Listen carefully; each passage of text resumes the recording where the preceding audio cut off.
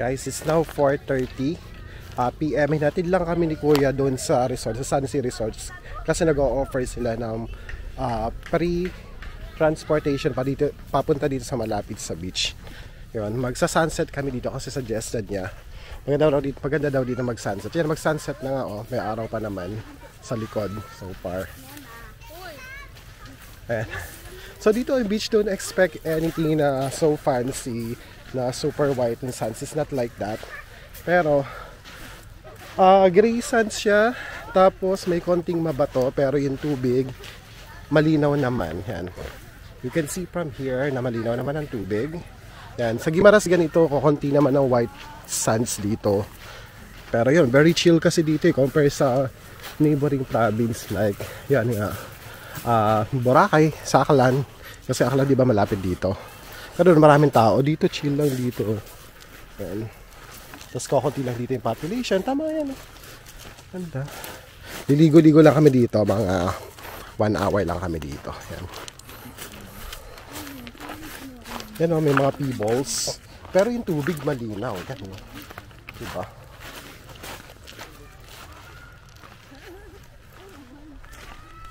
Doon tayo sa silong. Cove siya. Diba? Oh, yan ang may tsaka chill naman yung ano eh. Tawag dito? Yung alon, di naman maalon eh. Bayad ba yung doon? May mga island, yung pa may island din sa dulo. Kaya mo?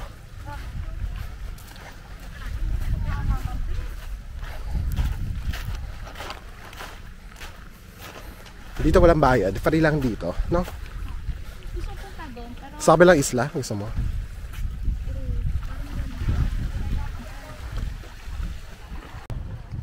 Guys, nakalublob na kami sa tubig.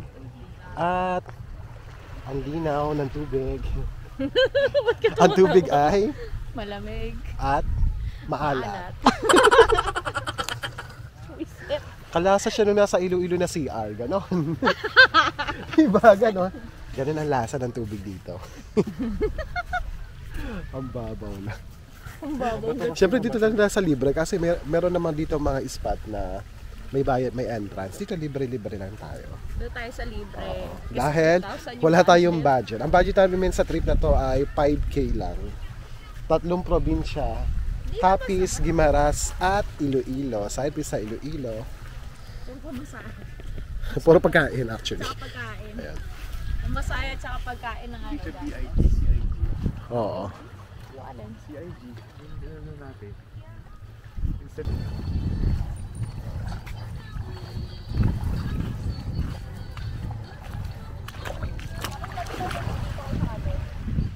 Dahil naaarawan lang.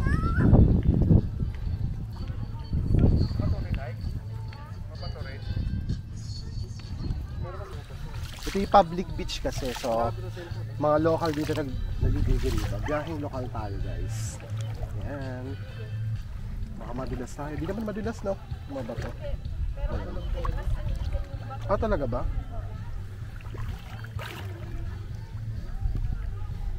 Lakad-lakad lang.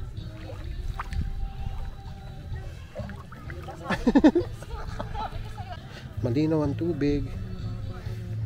Mga corals nga ito tinatapakan natin eh. May buhay na coral. Diba? Ibang kayo, meron karami. Mababaw lang siya, sobrang linaw.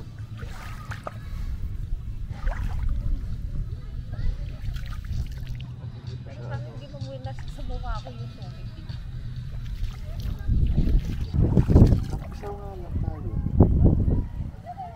Meron silang offered na seafood cafe. Talaga? Tsaka dyan yung mga bahay dito, may nagbebenta din dyan, nakita ko eh. So pwede kayo magpaluto, no? For dinner, merienda, meron nag-o-offer doon, nakita ko eh dyan. Meron din dito, you know, pero may picnic area dyan, no? Pwede kayo dyan. Yung isa sa maganda dito na beach, yung Alubihod po, kasi white sand siya. Tapos parang nilinis na yata, tinanggal yung mga bato dun eh. Dito hindi pa eh, natural. Magmerienda muna tayo guys. May natin na kami kanina na mango pizza. Eto, binaon natin. Diba? Tipid. Sana di pa naman siya panis. Sige, magmerienda lang ako. Sunod ako. Oda. Mango pizza.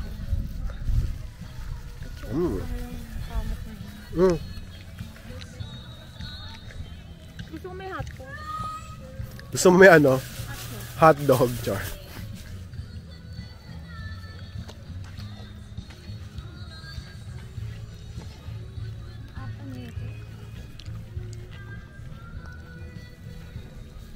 Ooh.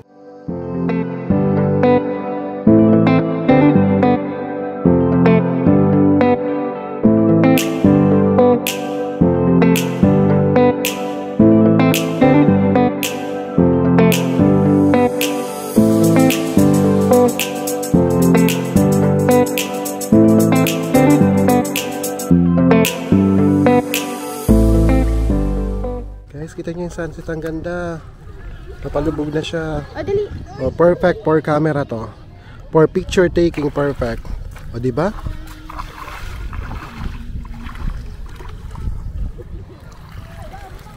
Ayan oh. Di ba? Ang ganda niya, papaubos na siya. Bye, sunset. Ganda dito, nakaka-relax on view. Pag ganito yung klaseng sunset makita mo araw-araw, nakaka-chill talaga. Sobrang relaxing niya. Kasi nawala na yung mga ulap na nakahalang kanina eh. O diba? With matching background music. O yan, kaya pa. Kaya today. Kaya today. Perfect naman. Order kami guys sa ano, beer. Vlogger. 60. Sabi ko 60 baht. 60 pesos. Thailand pa rin. O, diba? Cheers! Hindi malamig. Okay lang. Okay lang, meron na. Hindi balance yung... Okay lang. Kaya namin yan. Sanay kami dyan. Ikaw lang ito nadadama. Talaga ba? Ayan daw niya. Kaya mo.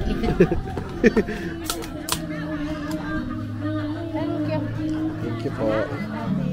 Tara, dali mo ito sa kain. Ay, hindi. Lagyan natin. Ay, malamig din. Malamig guys, oh. Toast lang naman gagawin natin. Hindi naman kaya. Cheers! Cheers! Welcome to Guimaras! Sasabi ko, akala. Di ko maisip kung saan kami. Nasa Guimaras kami, guys. Manila Bay. Alam mo, very local yung vibes dito. Kasi nga, diba, sabi ko, hindi naman siya resort talaga. Parang public beach. Sa kabilang cottage, may nagbibideo kay may party yata. Tapos dito, meron naman maliit na restaurant dito. Tapos nagsaserve sila for dinner. Yan. Kami, umorder kami for dinner. Kasi sa resort, hanggang 7 PM lang. Tapos 6 PM, yung last order. Cheers guys!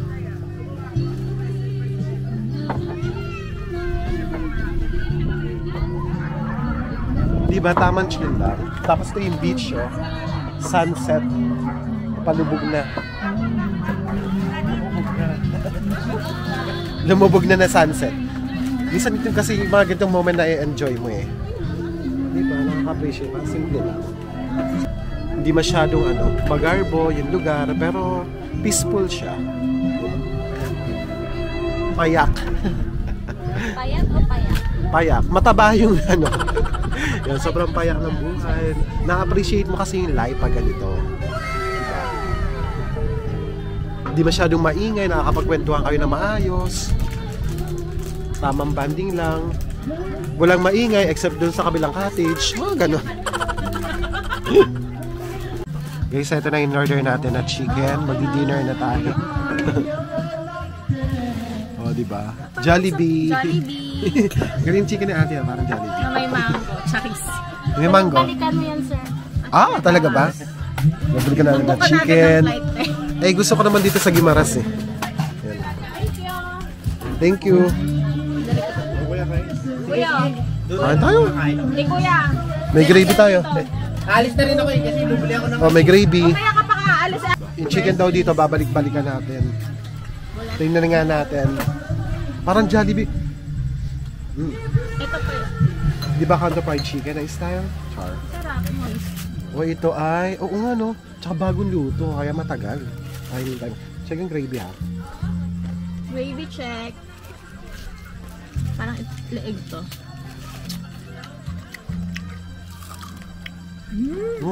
Ano? Sarap? Jollibee nga yung tsura. Diba? Tapos may price daw. Ay, masarap ang price ba? Parang Jollibee yung price din. Tingnan nyo. Parang Jollibee. Oo nga, Jollibee.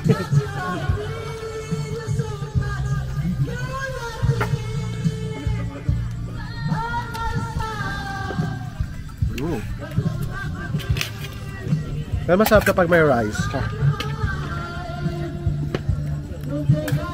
Sarap. Kaysa sa kubuhan pala. Cottage. Hindi kumakain kayo. Napakita ko kumakain kayo. Wala yung start ng sauce niya. Ano? Del Monte. Saan ka ba? Pag Jollibee nga. Pati ang lasa ng chicken talaga, ganun. Pang fast food. Ang moist Diba? chicken niya. Ang Parang juicy. ano, kanina lang kinatay, ganun.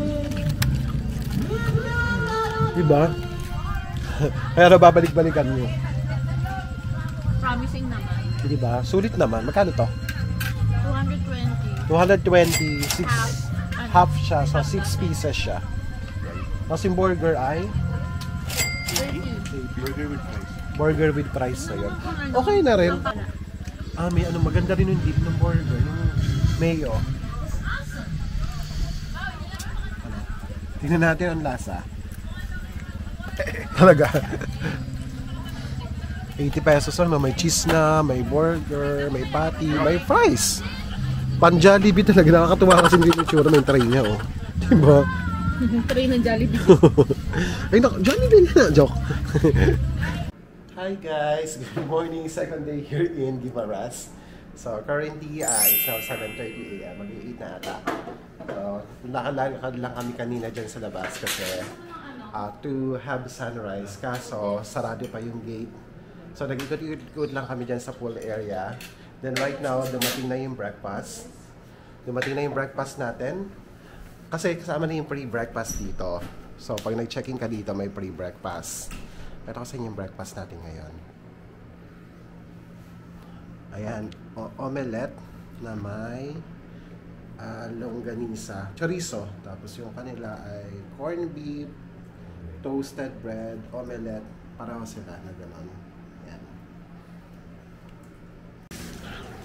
Guys, alam nyo ba? May nangyari, may unfortunate event kasi na nangyari dito. Ano yun? So, hindi naman natin kasalanan. Sinabi. Nalaglag yung yung divider ng kwarto. Yan guys, Dun sa oh. TV. Yan, may divider dyan, no? Kasi, yung sa pool, yung sa bed dyan, kailangan tanggalin mo. Nakaharang kasi siya dyan. So, nilipat namin siya dito. Dito. Tapos, ayun. Tapos dumaan siya. Tapos umangin. Hindi ko kasalanan. Una, syempre, dumaan ka. Tapos umangin siya, guys. Nung humangin, Tapos nalaglag siya dyan sa TV. Sasaluhin ko kasi. Ang weird lang kasi. Eh, biglang nalaglag yung TV. Di ko alam na nakaano pala siya. Eh, dito, hindi siya nakaano eh. Hindi siya naka-screw dito. Kaya, bigla siya nalaglag. Sasaluhin ko kasi bigla siya dumagdag dito. Nakapatong siya dito. Tapos bigla siyang lumaglag. Akala ko kasi naka-screwed siya. So, unfortunately, nalaglag siya. Nang binuksan namin yung screen, nabasag siya. So, ngayon, ina-assess doon, pinadala yung mga pictures at videos doon sa may-ari. Ina-assess nila. May possible short siya man talaga kasi within our, liabilities. Kasi narito tayo. So, kahit naman masira dito, kahit di natin kasalanan, magbabayad pa rin tayo. Kasi pag hindi nyo na-report yun, tayo sa Agoda, mababan tayo, possible na ganon. Pero tatawagan din kayo ni Agoda kung merong mga nasira sa property, tapos magbabayarin kayo. So maganda i-report nyo na maaga pag yung mga ganyang mga eksena. Integrity. Wow, TPG. Totoo naman talaga, kailangan maging honest ka lang. Diba? Okay na yun, kahit siguro konti nang babayaran dyan, mga ano lang yan. Kasi screen lang naman ang nasira. Hindi naman yung buong TV nila wasak, tsaka wala namang may kasalanan na gano'n. Yun. So, i-enjoy na lang natin ang ating vacation dito sa Guimaras. Kahit ano na lang. Diba? Enjoy na lang natin sa Guimaras. Guys, kain tayo. Breakfast muna. No, kaya sa may stress ka, ikain na lang natin. Diba? Move on na lang tayo. Kain-kain. Enjoy na natin ang breakfast natin. Cheers! Lakas maka-healthy. May pineapple juice pang kasama.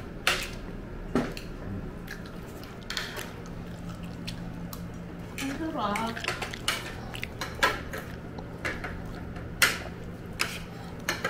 Ay, nag-enjoy siya, di ba? Sarap yung toasted bread. Pero magkano mo yung babayaran? Huwag tayo, di ba? Sabi natin. So, update sa nasira nating TV. Yan. Dumating na si ate, so pina-assess niya dun sa may-ari. Sabi na papagawa na lang daw nila yon, papunta ng Iloilo, papa-repair. So, i-charge na lang kami ng pampa-repair na lang, siguro 3,000 daw. So, dahil mayroon tayong 1K deposit, 2K na lang idadagdag natin doon. So, okay na yon at least, di ba? Wala tayong iisip-isipin na malinis ang ating konsensya. Hindi natin pagtataguan. So, kung may mga ganun eksena talaga, kailangan i-report natin. Diba? Sabi nga, integrity. Integrity ng mama. Oo, wala namang masama. Diba? Kaysa tatakasan mo yung mga ganung problema. Bakit mo tatakasan ng problema? Charis! Ganon. Di kasi iba ganun, hindi na talaga nire-report nila, basta lang umaalis. Oo Diba? naman. Kaya lang kasi, baka pwedeng ma-blacklist ka. Hindi lang sa, hindi lang naman sa akin para Reported sa ka. blacklist o pag-report. May sarili nyo, konsensya mo na lang yun. Diba? Tsaka ano din, taken against, yun na lang yung part na yun, taken against you. Paano kapag yung record mo, lalo na kung identified ka dun sa, business, gano'n. So, malaking bagay yun. Baka dumamay gano'n. Baka maging blacklist ka, gano'n. Hindi ko na kaya. Hindi, konsensya mo na lang talaga yun. Sa akin naman, okay lang naman.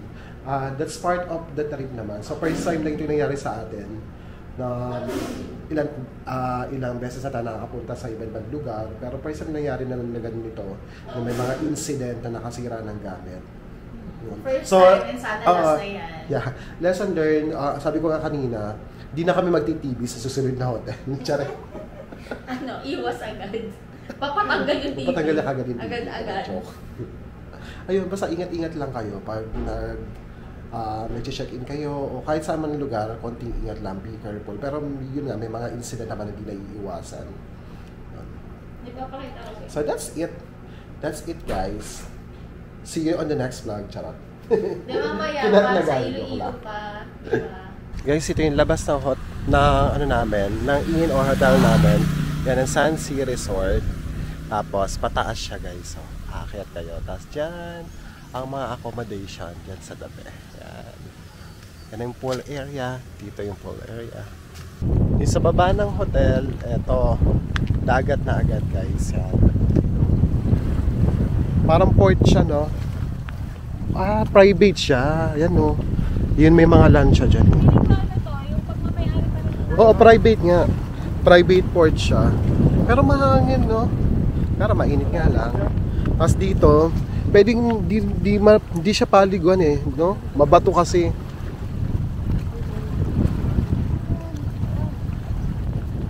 Hindi siya advisable paliguan kasi malalim na siya. Biglang lalim siya. Feeling ko na pag naglakad ka sa kabila, baka dun sa dulo meron pa, oh. Pag naglakad ka dyan siguro meron pa.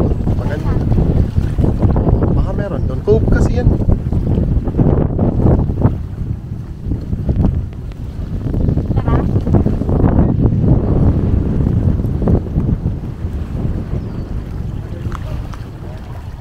Malinaw naman siya kaso biglang lalim, nakakatakot, no? Ha? So, pwede tayo maglakad dun sa ano? Kabila. Kasi bumalik kami dito sa resort kasi for viewing lang kami, tamang pahangin lang doon kanina sa labas. Wala kasing spot na pwede kang maligo. Tsaka sobrang init, mabato pati. At may nakita raw siyang jellyfish. Kaya bumalik kami dito. Dito lang kayo magsiswimming sa pool. Yung pool nila until 6 feet. Tapos may kiddie area, kiddie pool area to. Yan. Nang tinignan ko kanina, infinity pool siya talaga. Pero hindi siya pinupuno. Yan. Hanggang 5 feet. Ah, oh, yan. Swimming na siya. Dito, parang dito malalim eh. Hindi. Yan o, infinity pool siya. Kaso, hindi siya puno. Pero pwede na rin. Maganda siguro siya kung wala siya mga halaman, no? Tapos, kita mo yung buong dagat. Kasi yan, dagat na yan. Yung nandito, yan. Yan yung pinuntahan natin sa kanila, yung pagbaba nito. Dagat yan.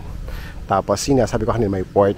Na pwede kayong mag-kayak, pwede kayong mag-island hopping doon. Siguro pwede bumaba yung boat. Kasi ikot-ikot kayo around the area. Swimming muna tayo, ligo muna tayo. Sobrang init na guys, mag-aalas yung webi na.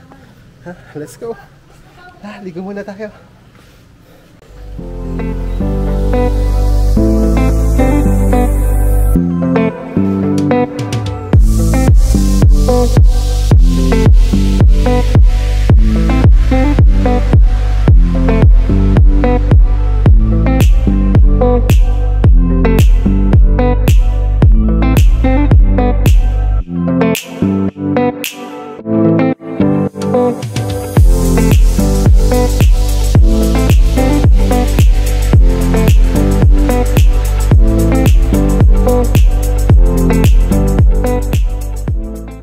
Kumusta naman ang pool mo? Mainit. Sarap paligo? Char. Masarap naman. Lasang tubig. Guys, pakita ko sa inyo amenities no resort na to. Dito may gym dito sa taas. Ito konti, mini gym lang kasi dalawa lang naman ang equipment ko, konti lang naman. Tapos ito ay billiards. Dito kami nag-billiards kagabi. Yan, tapos order lang kami ng konting may inom beer. Yan, kagabi 70 pesos. May locker sila dito. Ayan. Tapos may mini ano sila dito? Parang mini couch na. Tapos gusto nyo mag-video, okay? Ayan.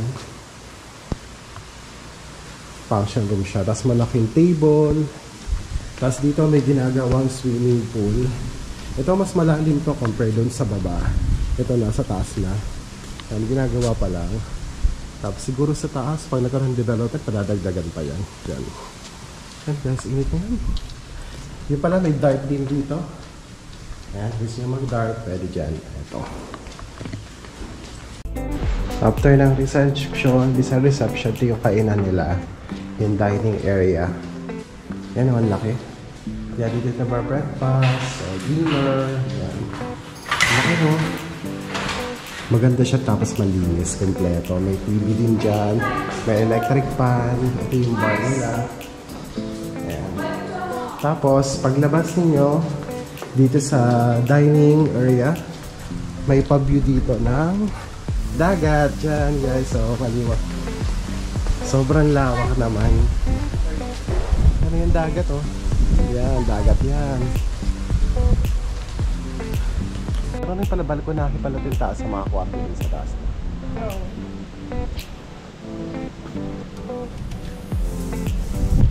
Dali, sumama ka. Sama kayo. Ayaw.